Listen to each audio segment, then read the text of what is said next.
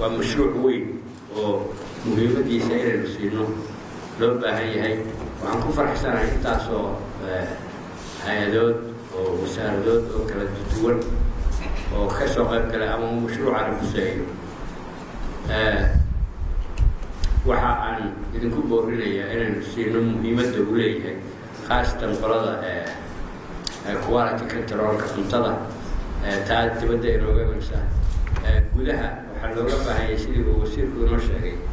inaynu xoolaheenna iyo beeraheenna iyo inagu aynu ku tacabno oo laga shaqeeyo biyo nadiif ah beerihii laga shaqeeyo aynu wax soo saarkii aynu muhiimadda saaro waxaynu badideenu waxaynu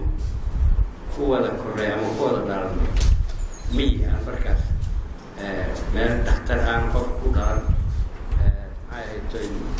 dawooyin iyo magaalo aanay jiri jirin nafqana waynu haysan jiray marka waxaas waxay ahayd xoolaheenna iyo maxay tahay biyadeenna miyiga hadda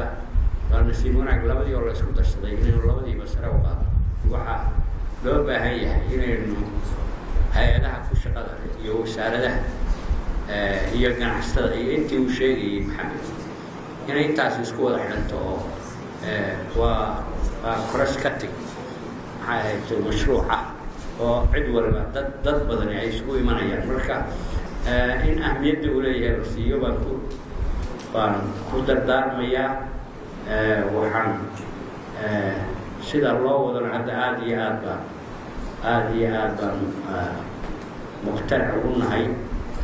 in laga sii dadaalka la sii kordhiyo inaynu waqtiyada aynu isu qabanno ama qolo walba meesha ay ku leedahay inay runtii ka dadaasho waa la dadaalayaa in laga sii kordhiyo baan kula dardaarmaya aad iyo aad baad mahadsan